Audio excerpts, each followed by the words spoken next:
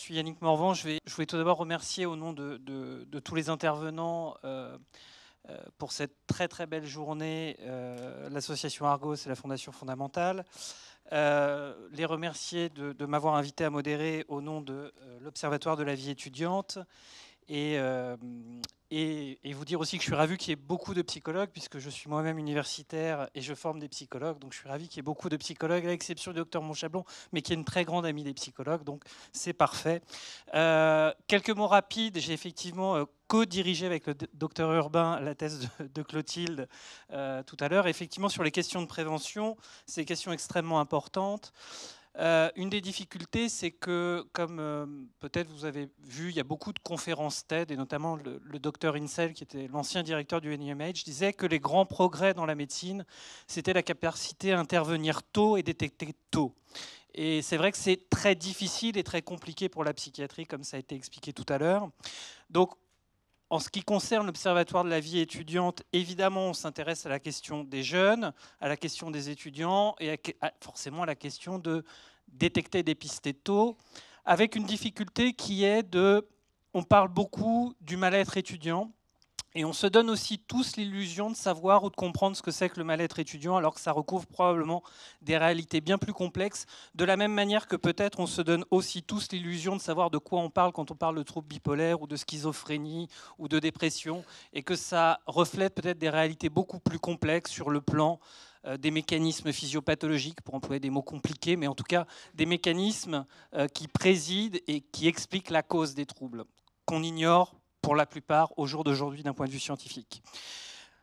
Donc l'Observatoire se pose des questions effectivement d'identifier ces étudiants ou ces jeunes en souffrance, et se pose aussi une deuxième question qui est celle du recours aux soins, forcément, et d'essayer là encore d'améliorer, d'identifier les potentiels recours qui, comme ça a été montré précédemment, le recours aux soins étant encore insuffisant dans la question des troubles psychiques, avec beaucoup de barrières, beaucoup de problèmes de mise en réseau des différents intervenants. Voilà, je ne m'éterniserai pas plus et je vais tout de suite donner la parole au docteur Monchablon. Merci Yannick, je remercie l'association fondamentale, la fondation fondamentale pour leur invitation aujourd'hui, et puis je remercie aussi mon ami Yannick de me modérer aujourd'hui. J'en ai bien besoin. Alors, donc, je vous invite à rentrer dans le monde étudiant, et je vais balayer un petit peu large, mais comme la dépression représente vraiment la première problématique présente chez les étudiants, je pense qu'on est vraiment au cœur du sujet. La prévalence du mal-être étudiant, on est confronté à une insuffisance de données épidémiologiques, mais toutes les enquêtes confondues donnent quand même 20 à 25% de situations de détresse psychologique, avec une prévalence importante des états dépressifs et des troubles anxieux. Pour notre propre questionnaire que nous avons élaboré avec Yannick au SIUMS Paris-Descartes, pour lequel nous avions reçu 2500 retours, 10% d'états dépressifs caractérisés, 5% de risques suicidaires, 0,8% de symptômes maniaques et 27% de troubles anxieux, toutes pathologies anxieuses confondues. Cela vous donne voilà, une idée des difficultés que rencontrent ces jeunes. Le dépistage des troubles psychologiques émergents est étroitement lié, que ce soit d'ailleurs au lycée ou à l'université, à l'interférence entre le sujet et son environnement. Et le milieu universitaire est peu réactif par rapport à l'émergence de ces troubles. Le trouble psychologique et en particulier la dépression va passer au-dessous du radar de dépistage, et de fait, il va participer à la sélection naturelle de l'université. Nous avons constaté au fil des années, depuis 4 ans, que nous faisons passer ce questionnaire avec le soutien de l'Agence régionale de santé, une souffrance psychologique accrue liée à la modification des facteurs environnementaux et en particulier universitaires. Une croissance exponentielle des étudiants, une compétition interuniversitaire et internationale, un afflux croissant d'étudiants étrangers, 30% doctorats, et 25% grande école, et évidemment les problématiques psychologiques afférentes à la migration, une précarisation des débouchés professionnels et une professionnalisation de tous les cursus qui met beaucoup de pression, une augmentation importante des étudiants en situation de handicap psychique et de handicap, dont le nombre a triplé depuis 2005. des difficultés psychologiques à toutes les étapes du parcours universitaire, à l'entrée à l'université, quant aux exigences d'adaptation, d'autonomie dans le travail, à la mi-parcours confronté au premier stage professionnel, chez les doctorants également et leur situation d'isolement, et enfin, bien évidemment, à l'insertion dans la vie professionnelle. Des facteurs de risque combinés, donc c'est l'accumulation des facteurs de stress qui va imprimer sa marque sur la fragilisation psychologique, une vulnérabilité individuelle qui est évidemment l'élément essentiel, des péripéties existentielles individuelles ou familiales, bien sûr, mais aussi des facteurs de stress environnementaux sur lesquels nous allons pouvoir travailler, notamment universitaires, la sélectivité, la dynamique de groupe entre étudiants, la relation maître-élève, et des facteurs sociaux, l'isolement qui est vraiment le premier problème, enfin je dirais le premier facteur dépressogène de ces jeunes, et la précarité économique. À titre d'exemple, une vulnérabilité accrue chez les étudiants en situation de mobilité qui cumulent plusieurs facteurs simultanément, et certains jeunes en cursus sélectif. Les incidents, ça sera donc soit une détresse psychologique réactionnelle, transitoire ou durable, avec une prévalence importante des troubles dépressifs et états anxieux. La question des addictions qui montent, notamment l'alcool et binge drinking en grande école. Des décompensations psychiatriques, puisqu'on l'a répété au décours de la journée, on est vraiment là dans l'âge cible des décompensations, des troubles bipolaires et schizophréniques, et une prévalence importante des troubles bipolaires chez les jeunes à haut potentiel. C'est mon expérience empirique en grande école et en classe prépa aux grandes écoles. Mais également d'autres troubles, je ne m'étends pas là-dessus. Le suicide, enfin, un cas particulier non réductible à la pathologie psychiatrique, mais qui a ses effets délétères parmi les pairs et les professionnels. Face à cette problématique des difficultés d'accès aux soins des étudiants, du fait de leur facteur âge d'abord, une méconnaissance, une banalisation, un déni, on en a parlé, je n'y reviens pas. Le facteur culturel qui est un élément absolument déterminant, merci à ma chère consoeur tout à l'heure d'y avoir fait référence, et qui est vraiment un élément franco-français, là pour le coup, la stigmatisation des troubles psy et surtout la stigmatisation de la psychologie et de la psychiatrie et la méconnaissance des dispositifs de soins et des leviers thérapeutiques. Moi, je m'occupe d'étudiants européens d'Europe du Nord. Ils n'ont aucun scrupule à venir me rencontrer à l'ESCP Europe où je travaille le jeudi soir. Voilà. Un facteur économique, enfin, le coût de la consultation libérale à Paris. Mais également des facteurs liés aux structures, il faut qu'on s'y intéresse, un nombre insuffisant de structures transversales dédiées aux étudiants, l'engorgement des bureaux d'aide psychologique universitaire dès le mois de novembre, pour 4 à 5 mois de délai d'attente, une absence d'accueil spécifique dans les structures de secteur qui ne sont pas au fond formatées pour accueillir ces jeunes qui ont des délais, des deadlines, des exigences compte tenu de leur cursus particulier. Et aussi, et enfin, hélas, un manque de lisibilité encore et un enclavement des services de médecine préventive universitaire qui ne sont pas suffisamment amarrés en réseau avec les structures de soins environnantes. Donc finalement, on souffre d'une grande inégalité d'accès aux soins pour ces jeunes en fonction de leurs données individuelles. Il y a également des enjeux pour les professionnels de l'université, c'est comme ça que nous les sollicitons, nous les psys, avec un impact de ces troubles sur toutes les performances. D'abord les performances académiques, en licence, les performances professionnelles, en stage et en insertion professionnelle. Et comme vous le savez peut-être, les universités sont évaluées sur ces deux critères, bien on a quand même quelques leviers pour mobiliser ces présidents d'université. Un impact des troubles psychologiques sur les transactions relationnelles, évidemment entre étudiants, bien sûr, tant au niveau de l'université qu'au niveau des résidences Crous, avec lesquelles nous allons travailler le mois prochain, mais aussi dans les relations maître-élève, avec un impact de ces troubles psychiatriques sur le bien-être des personnels et même la situation pédagogique, tout simplement, des menaces suicidaires, des situations de harcèlement en cours ou après les cours, et parfois des situations de dangerosité. Alors, pour conclure, que pourrions-nous améliorer à l'université? Améliorer, diversifier les actions de prévention et passer d'un modèle de prévention universelle à un modèle de prévention sélective. Et tout d'abord, mieux repérer, c'est-à-dire installer une vigilance accrue face à l'émergence des signes de détresse psychologique, tant au niveau des étudiants eux-mêmes, grâce à des outils comme celui que nous avons monté avec Yannick, d'auto-questionnaire, lorsque les jeunes viennent à leur visite médicale ou viennent consulter pour un autre problème. Donc un dispositif de dépistage systématique, mais aussi des dispositifs un peu plus, je dirais, associatifs, comme la constitution de groupes d'étudiants relais. Mieux repérer, c'est aussi un gros travail auprès des professionnels. Je ne reprends pas tout ce qui a été dit sur l'idéologie de certains personnels de santé par rapport aux troubles psy et en particulier par rapport à la dépression, maladie de la volonté, maladie vie entière, maladie qu'on ne guérit pas. Je vous cite tous les clichés que j'ai entendus, même je dirais en service de santé, et former les missions handicap des universités. Je rappelle, ce sont souvent des personnels administratifs qui sont là et qui sont en première ligne de jeunes en situation de handicap.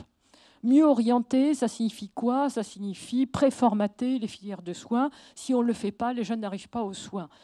Et faire un maillage préalable du réseau sanitaire en fonction, non pas en fonction de l'âge, mais en fonction des troubles présentés, puisqu'à Paris, nous avons une chance folle d'avoir beaucoup de centres experts, beaucoup de filières de soins spécifiques. On n'en profite pas. Pourquoi? Parce que le jeune arrive de manière aléatoire sur un dispositif, il va y rester, il va être pris en charge ou pas d'ailleurs, mais ça ne correspond pas forcément à sa problématique.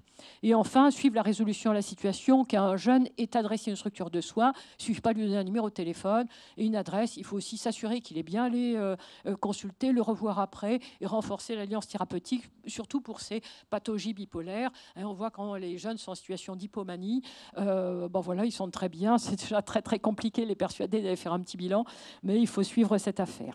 Conseiller, soutenir les professionnels. Nous avons monté au sein de la Fondation un dispositif qui leur est dédié, qui s'appelle Philharmonie, qui est un dispositif téléphonique d'évaluation des situations problématiques pour les professionnels, avec des débriefings sur site d'ailleurs et des conseils. Pourquoi? Parce que ces professionnels d'éducation nationale, ils hésitent entre soutien et sanction. Ça commence toujours par le soutien, ça finit par la sanction. Les jeunes sont éjectés de leur cadre d'enseignement sans démarrage des soins. Collaborer avec les parents si nécessaire et évidemment avec la médecin de famille, médecine générale. Pourquoi? Les parents ont été, c'est une vieille idéologie de l'université, ont été exclus des circuits de soins, des services de médecine préventive universitaire, mais aussi des BAPU, parce que les jeunes sont en situation d'autonomisation, ils sont considérés comme autonomes. En fait, ils ne le sont pas du tout, ni sur le plan affectif, ni sur le plan financier, ni sur aucun plan d'ailleurs. Et quand les jeunes présentent des compensations psychiatriques, il est évidemment très très important de pouvoir faire cette connexion avec les parents. Enfin, une action de recherche qui nous semble très importante, qui est mieux circonscrire les facteurs de stress universitaires par des enquêtes épidémiologiques. Il n'y a que comme ça qu'on va s'en sortir pour une prévention sélective et identifier des sous-groupes à risque. J'en ai cité deux, par exemple, les étudiants en situation de mobilité et les étudiants en classe prépa aux grandes écoles ou en première année de médecine, enfin un cursus très sélectif, mais évidemment il y en a d'autres, je ne vais pas m'étendre là-dessus. Et enfin, dernier point pour conclure, sensibiliser les acteurs universitaires aux facteurs de risque universitaires environnementaux. Pourquoi? Parce que c'est eux qui sont au levier des modifications de l'environnement universitaire. Et je dois quand même rendre hommage à notre ministre de l'Éducation nationale et aux travaux d'une commission interministérielle qui a eu lieu en 2016, ministère de la Santé, ministère de l'Éducation nationale, pour un projet d'amélioration de la qualité de vie étudiante et de promotion sociale du territoire francilien dont les résultats ont été rendus en septembre de l'année dernière. Je vous remercie de votre attention.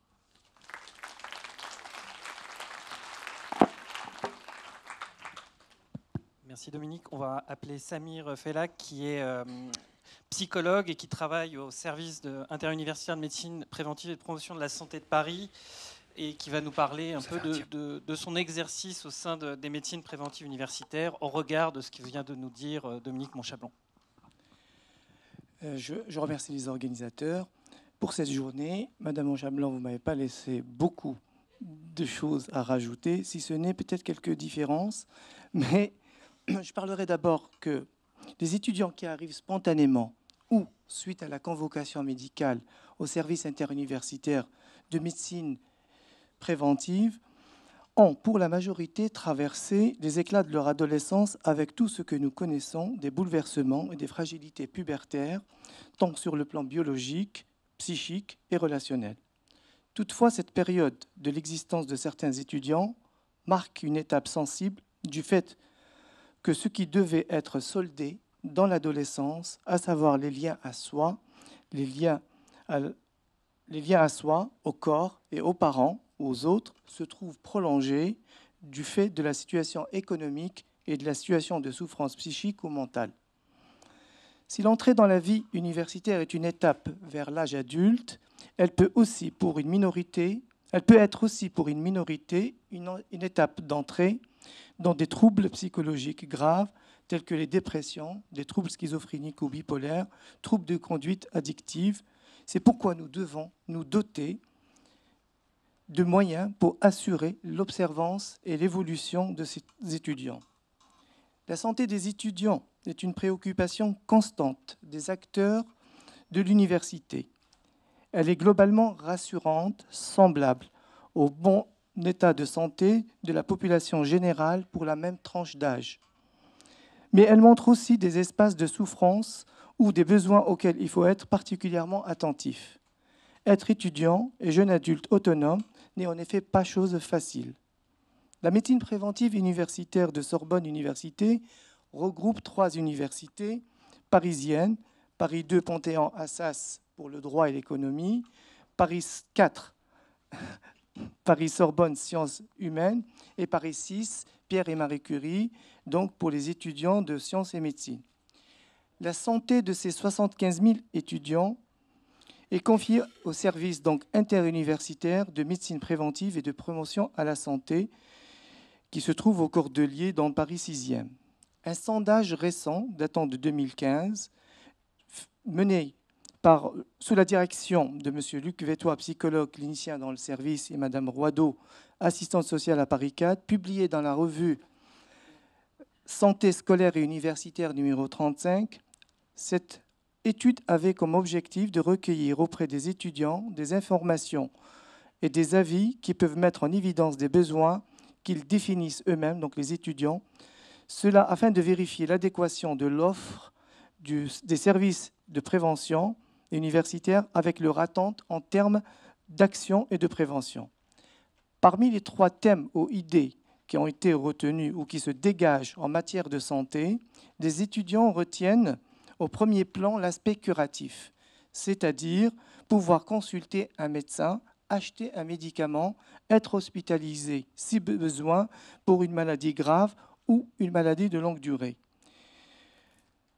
L'autre aspect qui a été retenu, c'est l'aspect et qui préoccupe l'étudiant, c'est le souci de soi par rapport au volet psy au sens général du terme, autrement dit bien-être, alimentation, sport et hygiène de vie. La prévention est une des préoccupations de l'étudiant, car 33% de ces étudiants interrogés affirment que la médecine préventive a un rôle à jouer pour améliorer leurs conditions de vie universitaire. 41% répondent par peut-être et 15% par non. L'interprétation qui a été donnée aux 41% des peut-être montre bien la méconnaissance des étudiants globale autour du rôle de la médecine préventive universitaire, de ses missions, de ses actions et de ses prestations. Les principaux sujets d'intérêt que désignent les étudiants en matière de santé sont ceux qui font l'objet de campagnes de santé publique et d'actions de la médecine de prévention universitaire telles que la sexualité, sida, addiction, alcool, tabac, alimentation. Enfin, une place particulière est accordée aux aspects psychologiques sans lien avec les actions de santé publique telles que la dépression, le stress, le sommeil, sont aussi des items qui représentent le plus les préoccupations des étudiants de ces 3 universités. Je citerai une autre enquête nationale sur les conditions de vie des étudiants menée en 2016 sur 2 154 392 étudiants enquêtés. Selon cette enquête, si les étudiants s'estiment globalement en bonne santé, nombreux sont ceux qui déclarent éprouver des symptômes de fatigue ou de mal-être. Le stress est représenté chez 69% des étudiantes contre 49% des étudiants. L'épuisement, 67% de filles, 53% pour les garçons. Le sommeil, 50% des filles, 40% pour les garçons.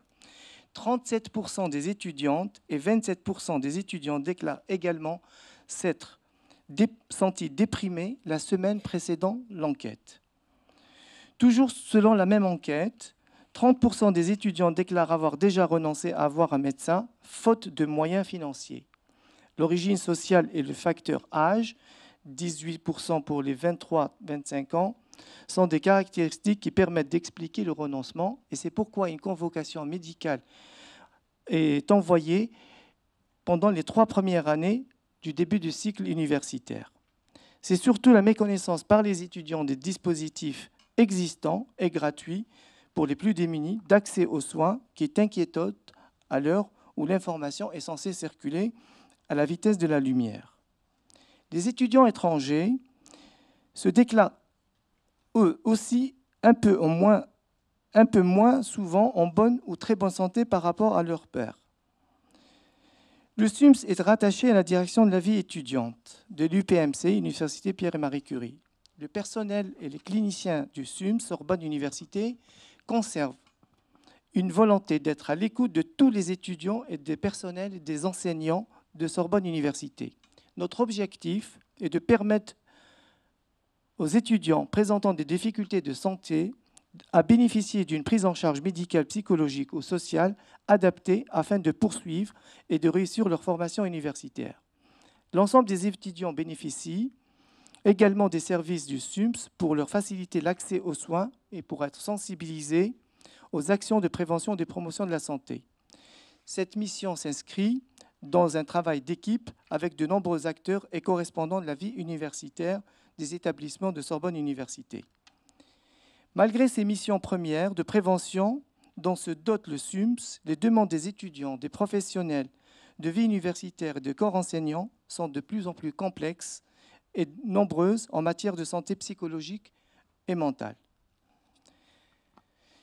Une des obsessions du SUMS est la prévention du suicide.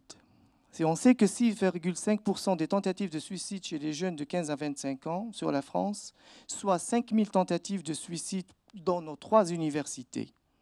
En 2005, il y a eu une mise en place d'un groupe de prévention suicide avec Suicide Écoute, le CPOA, donc le Centre psychiatrique d'orientation et d'accueil du Centre hospitalier Sainte-Anne, Fil Santé Jeunes, l'association Phare Enfants, Parents, l'Émergence. Outre les actions de prévention sur site et la distribution d'une carte recensant les numéros d'appel, le SUMS a mis en place un réseau de détection des étudiants en souffrance psychologique. Ce réseau se réunit régulièrement, doté de personnels médicaux, sociaux des universités, infirmières, assistantes sociales, personnel des services handicap, personnel des services des sports, de la scolarité et des centres d'information et d'orientation et de l'accueil des étudiants étrangers. Les étudiants relais du SUMS, ce sont des étudiants pilotes élus des 3 universités responsables de prévention des associations étudiantes et du bureau des étudiants. Il y a aussi des correspondants enseignants, des doctorants amenés à dispenser des cours en licence. Ce réseau est d'une grande efficacité. Il permet aux cliniciens du SUMS d'entrer très rapidement en contact avec des étudiants en souffrance psychologique ou présentant des troubles psychiatriques pour essayer de leur apporter une réponse clinique adaptée et rapide.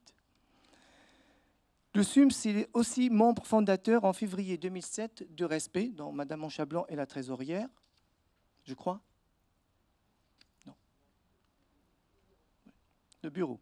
Le réseau donc, de soins psychiatriques et psychologiques pour les étudiants. Ce réseau donc, rassemble les BAPU, ce qu'on appelle les bureaux universitaires d'aide psychologique, et l'hôpital, donc je l'ai cité, non, le CPE ne fait pas partie, l'hôpital Cochin, le centre d'enseignement de recherche de l'hôpital Paul Brousse. Ce réseau a pour objet de faciliter la prise en charge d'étudiants présentant des difficultés psychologiques et de pathologies psychiatriques, de créer un lieu d'échange de pratiques entre les différents professionnels de la santé universitaire, d'organiser des études, colloques et séminaires autour de la question du handicap d'origine psy. Le premier colloque de Respect a été organisé le vendredi 21 octobre 2011 sur le thème paradoxe et réussite.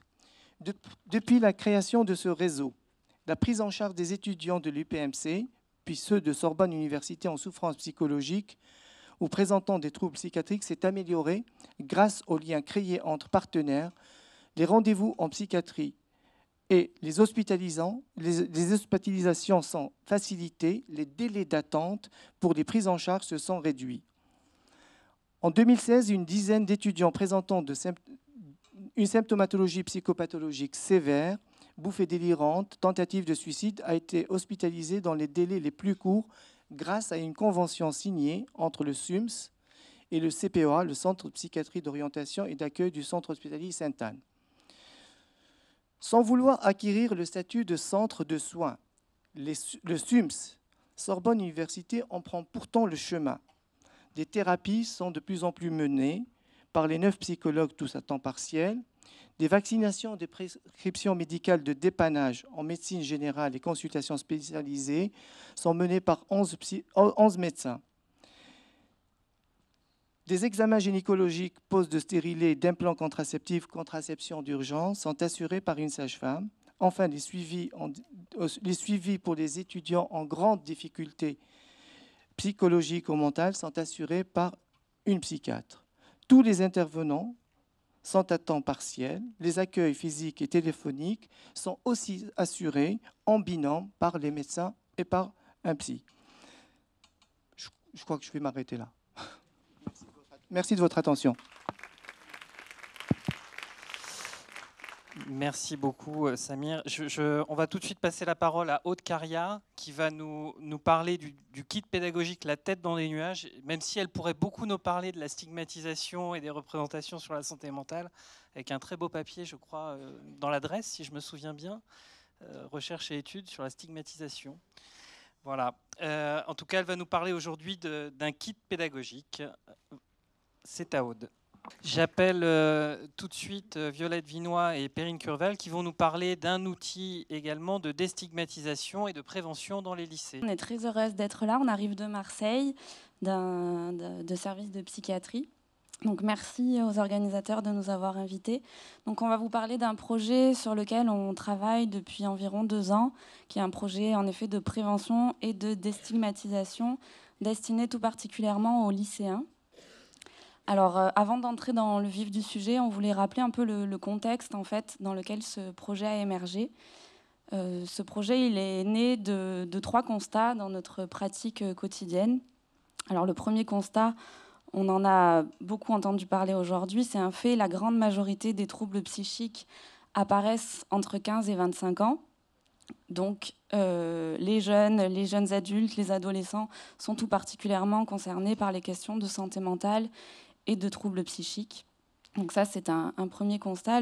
Le deuxième, c'est qu'il existe, et on en a aussi entendu parler pas mal cet après-midi, un dramatique retard dans les diagnostics, voire une errance diagnostique, puisqu'on sait qu'il faut environ 10 ans en moyenne pour obtenir un diagnostic précis et donc des soins adaptés. Et on sait que le fait de recevoir des soins adaptés quand on est en souffrance psychique, c'est extrêmement important, et que ça peut avoir un impact important sur le devenir des personnes et la qualité de leur vie.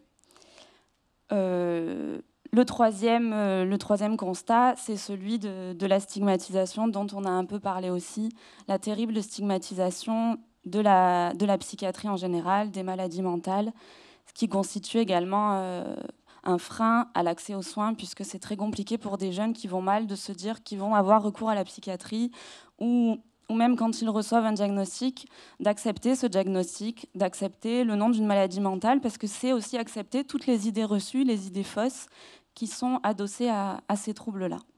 Donc voilà, face à ces constats-là, on a beaucoup réfléchi dans notre service et on a décidé d'essayer de passer à l'action et de construire un peu les choses. Et donc, est née cette idée d'aller parler aux lycéens, d'aller en effet placer les questions de santé mentale du côté de l'éducation. Donc, on s'est dit que c'était important d'aller dans les lycées, nous, soignants, mais aussi accompagnés de médiateurs de santé pairs, donc des personnes qui vivent avec une maladie mentale, et qui sont rétablis. Donc notre idée, c'était d'aller parler aux lycéens pour changer le regard sur les maladies avec 3 objectifs. Donc l'objectif de promotion de la santé mentale, c'est-à-dire leur donner des informations sur comment repérer les premiers signes, comment agir, toutes les aides qui peuvent exister pour aller mieux. Un deuxième objectif qui est un objectif de déstigmatisation de la psychiatrie, comme on l'a dit tout à l'heure, avec cette idée de pouvoir changer un peu les regards sur les maladies mentales. Et un troisième objectif qui est la mise en évidence des réseaux de soins, puisqu'on sait que c'est très compliqué quand même de se reconnaître dans le méandre des soins qui existent, des différentes formes de thérapie. C'est assez complexe. Donc l'idée, c'était aussi de donner une information plus claire et limpide autour de tout ça. Donc on a réfléchi à ces interventions et assez vite, on est parti sur l'idée de créer un outil multimédia qui puisse étayer un peu nos interventions. Et voilà. C'est de ça qu'on va vous parler plus particulièrement aujourd'hui, puisque donc on a créé un groupe de travail depuis 2 ans. Donc, un groupe de travail, c'était important pour nous de croiser les regards et donc d'être vraiment dans quelque chose de collectif et participatif. Donc on a rassemblé des psychologues, on les représente aujourd'hui, des jeunes usagers de la psychiatrie et des professionnels de l'audiovisuel, donc un réalisateur, un ingénieur du son et un graphiste web designer.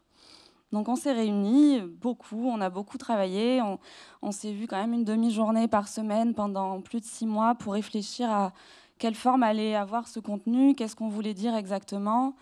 Et voilà, les questions qu'on posait notamment aux jeunes usagers, c'était qu'est-ce qu'eux auraient aimé entendre quand ils étaient au lycée, qu'est-ce qui les aurait aidés, qu'est-ce qu'ils auraient aimé recevoir comme information et sous quelle forme.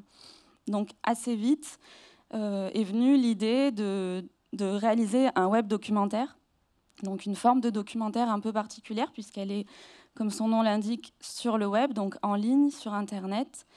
Et c'est un outil qui est attractif puisqu'il a la particularité d'être interactif, c'est-à-dire qu'on peut naviguer à l'intérieur, choisir selon nos centres d'intérêt vers quoi on va se diriger dans le film. Donc ça, c'était quelque chose d'important et ça nous permet de multiplier les supports d'information, c'est-à-dire qu'on va trouver à la fois des vidéos, des témoignages, mais aussi des textes, de la musique, des films d'animation, etc.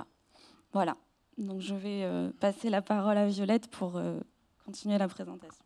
Merci. Alors, je vais passer vraiment dans la structure et le contenu de ce web documentaire, comment on l'a co-construit, comme on vous l'a dit, on l'a construit avec des jeunes usagers de la psychiatrie. Par rapport à notre premier objectif de prévention en santé mentale, il y a quelque chose qui est tout de suite apparu, c'est qu'on allait s'adresser à des jeunes. Donc on ne voulait pas parler de maladie, on ne voulait pas parler de diagnostic, on ne voulait pas parler de troubles. On parle du coup des prodromes, c'est-à-dire on a vu avec les jeunes usagers avec qui on a travaillé, on a réfléchi ensemble à qu'est-ce qui est arrivé pour eux, qu'est-ce qui leur est arrivé avant l'arrivée franche des symptômes.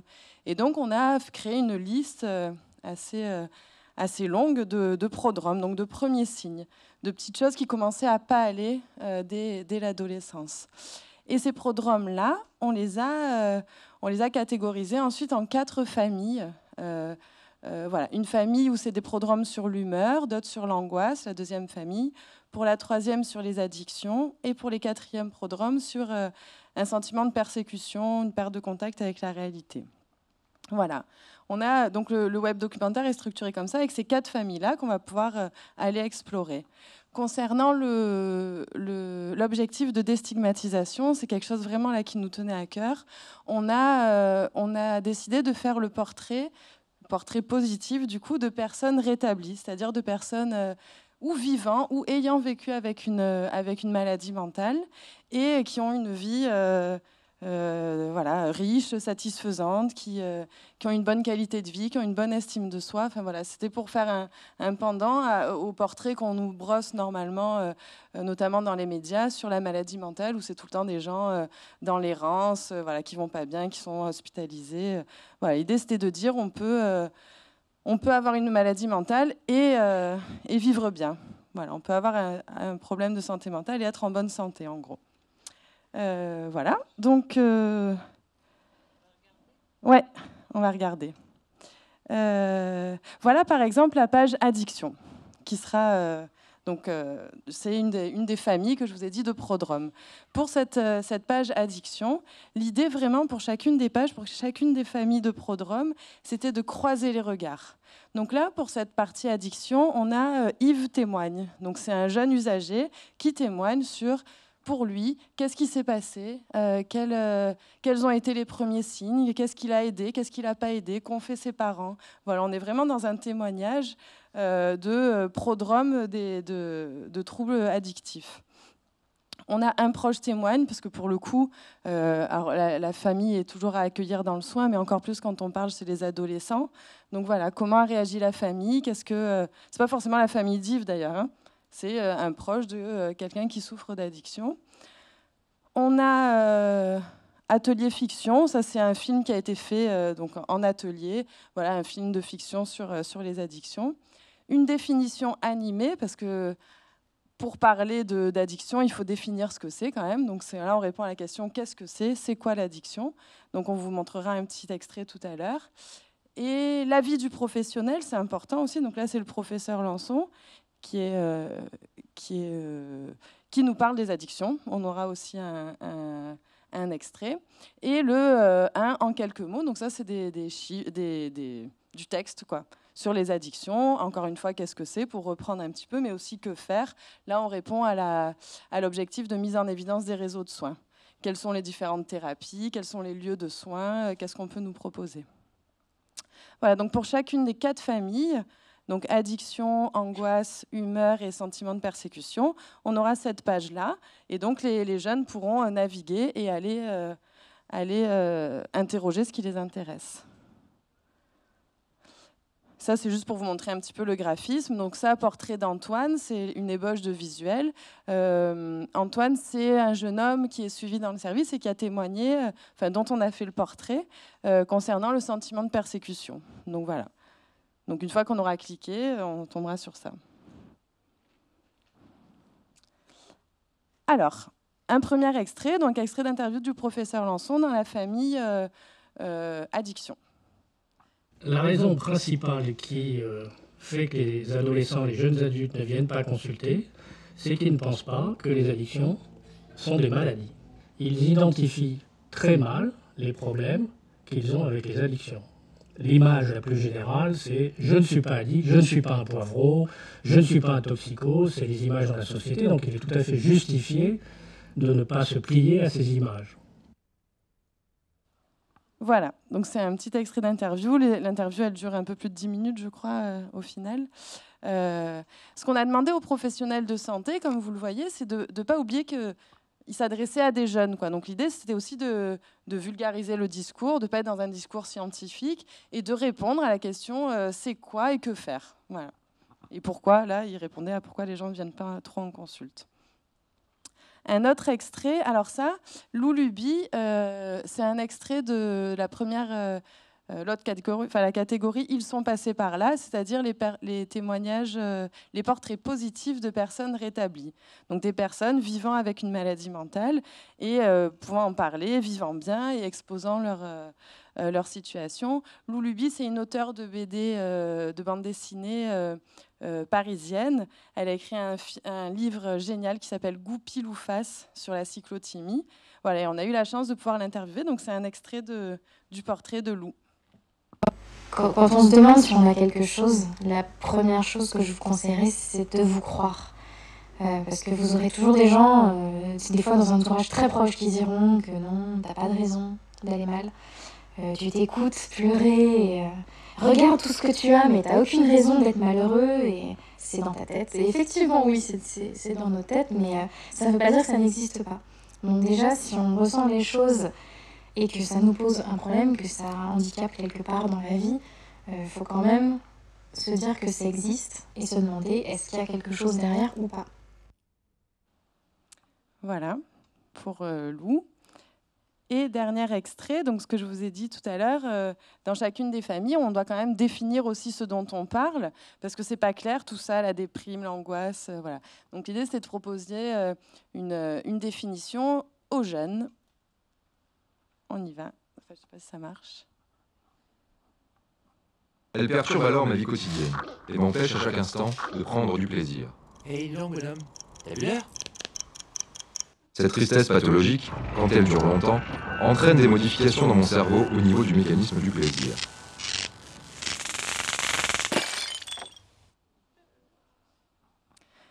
Voilà, ce sont des petits extraits, donc à chaque fois ça dure un peu plus longtemps. Voilà, c'est intéressant vraiment de croiser le regard. Tout a été fait en atelier, les tournages, etc. C'était toujours voilà, ce psychologue, professionnel de l'audiovisuel et les usagers voilà, qui ont pu en même temps se former à certaines techniques, à la prise de son. Voilà. Et pour terminer, déjà on est soutenu par la Fondation Fondamentale pour ce projet, on les remercie sincèrement. On est aussi soutenu par la Fondation de France, Malakoff Médéric et AG2R. Il nous manquait un tout petit peu de sous à la fin, donc on a monté une campagne de financement participatif sur Ulule. Donc l'idée, c'est de pouvoir donner 5, 10, 15 euros pour soutenir ce projet, pour pouvoir payer notamment certains des usagers qui ont fait de la musique, qui ont fait... Enfin, voilà. Donc il est encore en ligne sur Ulule. Et voilà. Et il y aura une avant-première à Marseille au mois de mai ou juin. Voilà, et on espère qu'il y aura du monde. Et après viendra la deuxième partie du projet où on ira présenter le webdoc dans les lycées directement, naviguer dedans avec les ados et voilà, essayer de déstigmatiser et de parler de santé mentale de manière positive. Merci. Alors, je vous remercie d'être venus aujourd'hui là pour ce grand brainstorming, puisque, comme on l'a vu, le problème qui est apparu, c'est comment parler de la bipolarité aux jeunes, hein, bien sûr. Alors, c'est pour ça que notre agence de publicité et de communication aujourd'hui, qui essaye de faire bouger les lignes, voilà, nous avons ici nos 2 consultants préférés, et ici la salle est pleine de consultants, donc nous allons tous ensemble faire un petit brainstorming sur comment on pourrait, d'une certaine manière, rendre le sujet glamour. C'est vrai qu'ils ont quand même réussi avec d'autres maladies à rendre glamour. Hein. Il y a des bons exemples. Hein. Ils ont cancer, trop glamour, le cancer. Bah oui, bien sûr. Je veux dire, la myopathie. La myopathie, tout ça. Donc il n'y a pas de raison. Il n'y a pas de raison qu'on n'arrive pas à parler. Faut cogiter, quoi, c'est tout. Bah oui. Les addictions, c'est glamour. Regarde à Hollywood, tout le monde a une addiction. C'est moderne. Oui, les addictions, tout ça. C'est hyper hypo, quoi. Ouais, c'est vraiment hyper. Alors, je compte sur vous, je compte sur vos neurones hyper réactifs. Est-ce que quelqu'un a une proposition d'axe? Ouais, je pense qu'on devrait partir sur hypothymique, c'est so chic. Hypothymique, c'est so chic. Il y a une piste, il y a une piste. Je vois une main qui se lève là-bas, non? Non. Et là, je vois une main qui se lève, non? Non, mais attendez, il y a combien de jeunes là dans la salle? Je veux dire, s'ils sont 2, c'est pas la peine. Vous pouvez lever la main, les jeunes. Levez la main, les jeunes, ok. On l'a bien dit tout à l'heure, jeune, c'est dans la tête. Quand même, d'accord. On veut bien que jeune, ce soit dans la tête, mais on n'a jamais que l'âge de ses artères. Je vois une main qui se lève là-bas, monsieur. Vous n'êtes pas jeune. Vous avez des idées, au moins d'expérience. Vous avez un cerveau, mais ça, je n'en doute pas. Alors, justement, je ne sais pas comment on pourrait partir. Généralement, on peut partir sur un brainstorming avec des mots. Ouais, sinon, moi, je suis venu avec de la matière, en fait. Très bien. En fait, j'ai fait des petits films. Je peux te montrer un extrait, si tu veux. Très bien, clac. Bonjour, je m'appelle... Bon, c'est un extrait, hein, c'est hyper court, hein, mais ça donne une idée, quoi. Enfin, c'est pas mal, t'as pas un autre extrait, mais plutôt avec un médecin, par exemple? Ouais, j'en ai un autre avec un médecin. Bonjour, je suis le professeur... Ouais, c'est toujours pareil, c'est court, mais bon... ça donne une idée, quand même, ça donne une idée. Moi, je trouve que c'est un bon acte. Quand c'est court, c'est bien. Ouais, c'est pas mal, ouais. Alors après, il y avait une autre piste que j'ai entendue tout à l'heure, mais effectivement, ça a déjà été utilisé, c'était attentif ensemble. Ouais. Est-ce que vous êtes tout attentifs, là? Je sens une petite baisse d'attention, mais bien normale, car on est au milieu de l'après-midi. Moi, je dirais, à la limite, on pourrait partir sur un truc à la James Brown, tu vois. Stay on the scene like the sex machine. Je dirais stay on the scene like the discream machine. Ah, c'est pas mal. Ouais, pas c'est mal. vachement... C'est hyper hippo aussi, je trouve. C'est hyper hippo. On pourrait partir sur les axes humeur, addiction, angoisse, sentiment de persécution. Alors après, évidemment, pour rendre ça glamour, je compte sur vous. Ouais, c'est peut-être pas... Ouais, c'est peut-être Moi, pas j'avais non un plus, truc aussi, je sais pas, tu vois, genre...